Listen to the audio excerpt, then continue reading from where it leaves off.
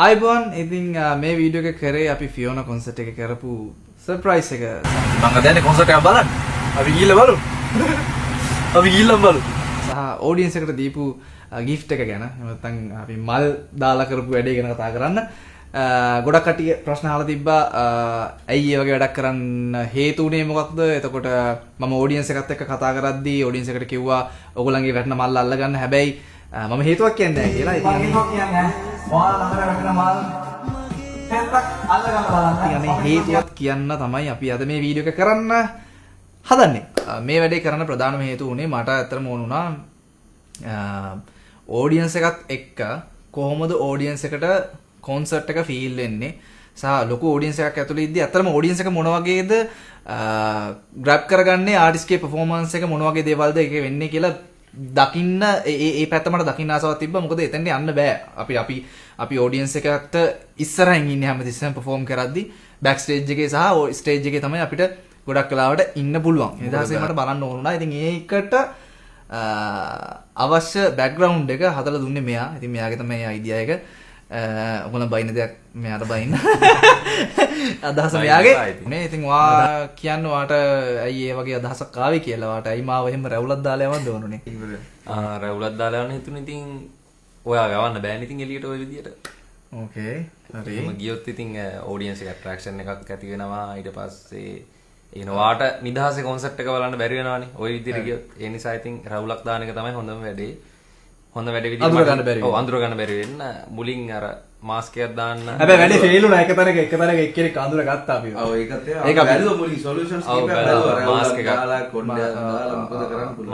Mask එක දාලා බලුවා. Mask එක හැබැයි හරි ගියේ නෑ. ඒක අඳුර ගන්න පුළුවන්. අඳුර ගන්න පුළුවන්. ඒ වගේම අපි මේ ස්පෙෂලි තෑන්ක් කරන්න ඕනේ රුචි රයියට අපේ මේකප් ආටිස්ට්. එයා වැඩේ මාරම ලස්සන කරලා දුන්නා සහ සුපිරි සපෝට් එකක් දුන්නා.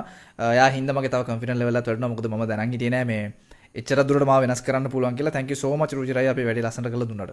ඔව් මාස්ක් එක තමයි දාලා බැලුවේ. ඊට පස්සේ රැවුල දාලා බැලුවා වැඩේ හරි ගියා. ඕකේ හරි. අපි ඔයාලට බලන්න පුළුවන් අපිට ඇත්තටම පිටිපස්සේ ඔඩියන්ස් එකේ ඉද්දි කීප දෙනෙක් අඳුර ගත්තා. මම හිතන්නේ ඒගොල්ලන්ට ඩවුට් එකක් තිබ්බේ හරියටම හොයාගන්න බැරනවා. ඔව් ළඟ කතා කරපු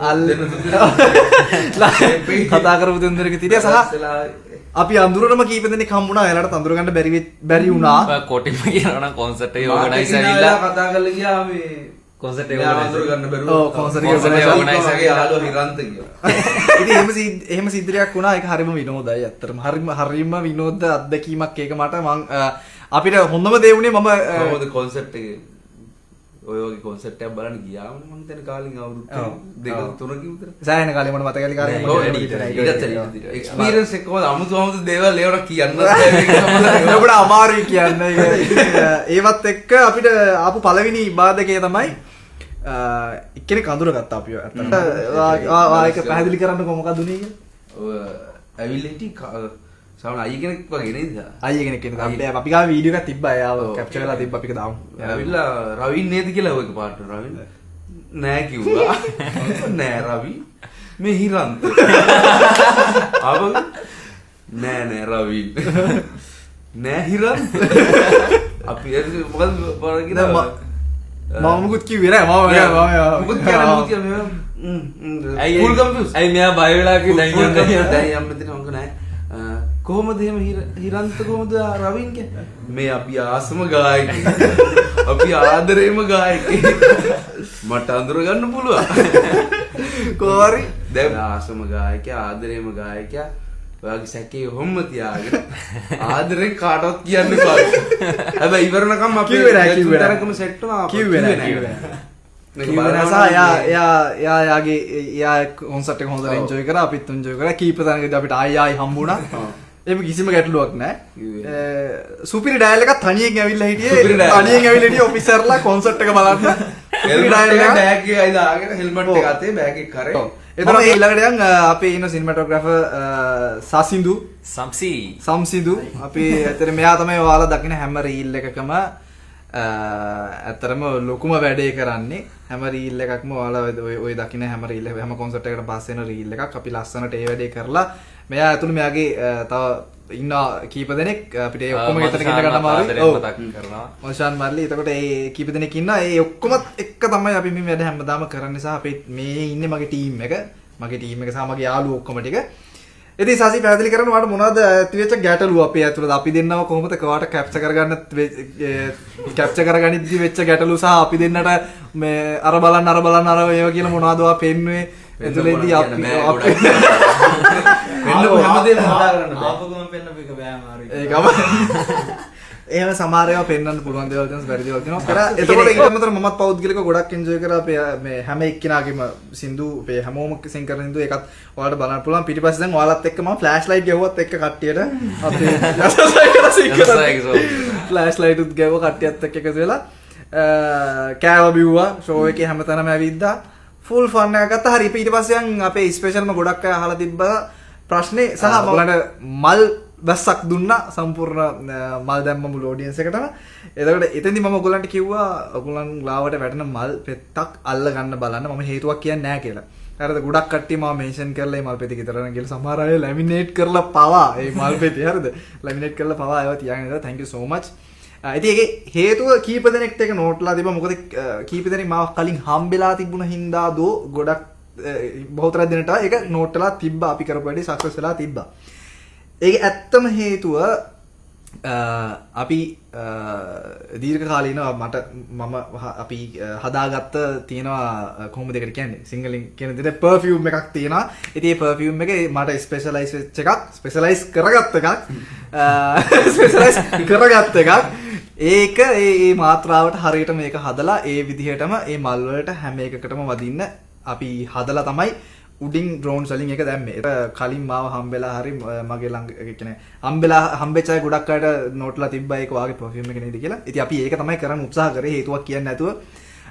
ඉතින් උන්ට හේතුව කිව්වා. ඒගොල්ලන් දැන් දන්නවා අය ඒක අල්ලගන්න කිව්වේ කියලා. ඉතින් ඊළඟ කොන්සර්ට් එකේදී අපි ඒක කරොත් එහෙම සුමුදක් දැනුනොත් ඒ මගේ පර්ෆියුම් එක. thank you. මල් දාන්න පිටිපස්සේ ලොකු සෙට් එකක් හිටියේ ඒගොල්ලන්ට thank you so much. Perfume ගෙනල්ලා මල් දාලා මේක කියන්න ඕනේ මේ විනාඩි ගාණක් ඇතුළත රෙඩි කරලා ඩ්‍රෝන් වැඩ ගැන කතා කරද්දි ස්පෙෂල්ම තෑන්ක්ස් කරන්න ඕනේ අපේ ඉසුරු අයියට ඩ්‍රෝන් මුදියන්සේ. එයා හරියට ටයිම් එකට පර්ෆෙක්ට්ලිම මේ වැඩේ කරා.